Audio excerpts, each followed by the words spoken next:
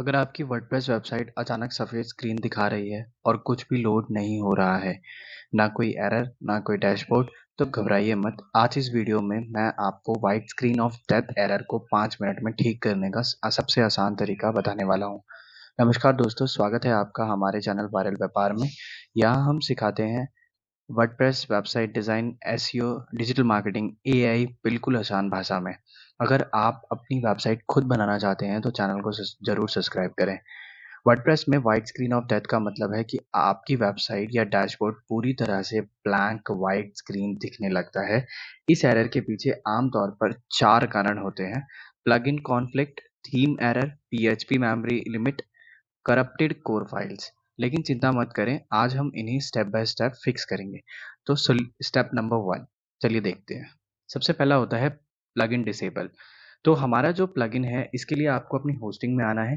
आपका जो भी डोमेन है वो सेलेक्ट कर लीजिएगा। अभी यहाँ पर हम होस्टिंगर की होस्टिंग यूज़ कर रहे हैं। अगर आपके पास में कोई दूसरी है तो आप उसके सी पैनल में जाएँगे और अपने डोमेन को सेलेक्ट कर लेंगे।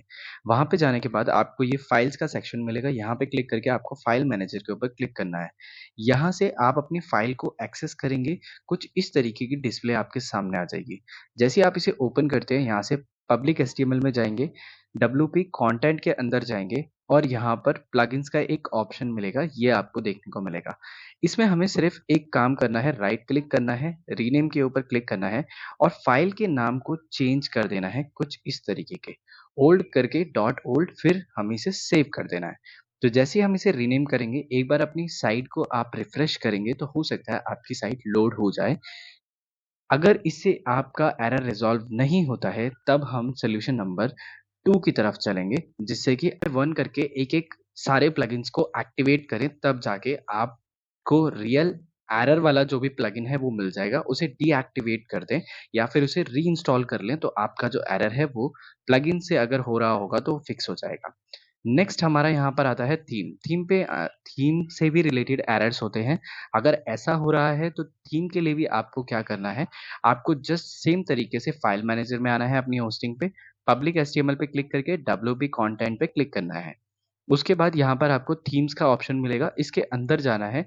आपकी जो भी थीम अभी एक्टिवेट थी, उसके ऊपर आपने राइट क्लिक करके उसका नाम चेंज कर देना है। कुछ इस तरीके से आपको उसे चेंज करके रीनेम कर देना है। तो आपकी जो भी साइट है, अगर उसका एरर है, अगर वो रिज़ॉल्व हो जाता है, होपफुली इससे भी ये एरर आपका रिज़ॉल्व हो जाता है, क्योंकि कभी-कभी आपको थीम की वजह से भी एरर आता है। अगर थीम की वजह से एरर आ रहा है और अगर ऐसा करने से आपका एरर रिज़ॉल्व हो जाता है, तो फिर दोबारा आप डाउनलोड कर सकते हैं। तो इससे होगा क्या, आपकी ये थीम दोबारा डाउनलोड करने के बाद में आप फिर से एक्टिवेट करेंगे तो आपका एरर रिज़ॉल्व हो जाएगा। ये हमारा दूसरा एरर था, जो कि थीम से रिलेटेड होता है। तीसरा हमारा जो एरर है, वो हमारा थोड़ा-सा कोडी होगा, लेकिन आप उसे कर लेंगे। इसके लिए आपको क्या करना है, पब्लिक एचटीएमएल वापस अपनी फ़ाइल में आना है। फ़ाइल मैनेजर में आने के बाद में यहाँ पर आपको एक डब्ल्यूपी कॉन्फिग फ़ाइल मिलेगी। ये फ़ाइल आपको देखनी है। जहाँ पर भी ये फ़ाइल आपको दिखती है, कई बार क्या होता है, हमारा जो एक्चुअल स्पेस होता है, वो खत्म हो जाता है, जिसे हम पीएचपी मेमोरी भी कहते हैं। तो अगर आपका पीएचपी मेमोरी की जो लिमिट है वो एक्सीड हो जाती है, इस वजह से सर्वर की कमी की वजह से आपको ये एरर देखने को मिलता है। यहाँ पर आने के बाद में आपको एक कोड टाइप करना है, जो कि मैं डिस्क्रिप्शन के अंदर आपको डाल दूँगा। डिस्क्रिप्शन में मिल जाएगा। आपको एज़ इट इज़ ये कोड यहाँ पर डालना है और डालने के बाद इसे यहाँ से सेव कर देना है। याद रखिएगा, डब्ल्यूपी कॉन्फिग की फ़ाइल में हमें ये कोड डालना है और डब्ल्यूपी कॉन्फिग जो फ़ाइल होती है, इसकी एक ऑटोमैटिक सैंपल फ़ाइल बन जाती है, जिसे आपको आपको जो चेंजेस करने हैं वो इसमें नहीं, आपको wp config.php इसी फ़ाइल में करना है। आप चाहे तो इसका नाम याद कर लें, या फिर अगर आपको ये एरर कंसिस्टेंटली अभी आ रहा है तो आप इसे जाके चेंज कर सकते हैं। नेक्स्ट हमारा वो है पब्लिक एचटीएमएल में आप दोबारा आएँगे फाइल मैनेजर में। यहाँ पर जाने के बाद में आपको दोबारा से wp config की फ़ाइल सर्च करनी है। ये फ़ाइल आप जैसे ही ढूँढ लेते हैं, उसके बाद यहाँ पर क्लिक करना है। यहाँ पर क्लिक करने के बाद में आप नीचे आएँगे, यहाँ पर आपको ये दिखेगा डिफाइन wp डॉट फॉल्स। इसको आपने क्या करना है, फॉल्स को यहाँ पे क्लिक करके इसको ट्रू कर देना है आपने। जैसे ही आप इसे ट्रू करेंगे, ट्रू करने के बाद इसे आप सेव कर देंगे। अगर आप ऐसा करते हैं तो आपका डिबग मोड ऑन हो जाएगा और जो एरर है वो आपको वो ऑटोमेटिकली खुद ही दिख जाएगा आपके सामने। जो भी एरर आ रहा होगा, एग्जैक्ट एरर वो दिखा देगा। अगर आप काम नहीं करते हैं तो आपको फाइनली एक स्टेप लेना पड़ेगा। इसमें आपको कुछ नहीं करना है, गूगल पे जाना है, वहाँ जाके आपको लिखना है वर्डप्रेस डाउनलोड। आपको यहाँ पर लिखने के बाद में ये वेबसाइट मिल जाएगी, आपको इस वेबसाइट में आना है। ये वेबसाइट कुछ आपको इस तरीके की दिखेगी। मैं आप और यहाँ पर आने के बाद में आपने यहाँ से वर्डप्रेस डाउनलोड कर लेना है। पूरी फ़ाइल डाउनलोड करने के बाद आप दोबारा अपने फ़ाइल मैनेजर में आएँगे। यहाँ पे आने के बाद ये डब्ल्यूपी कंटेंट की जो फ़ाइल है, इसे छोड़ के बाकी सारी फ़ाइल्स को आपने क्या करना है, रिप्लेस कर देना है।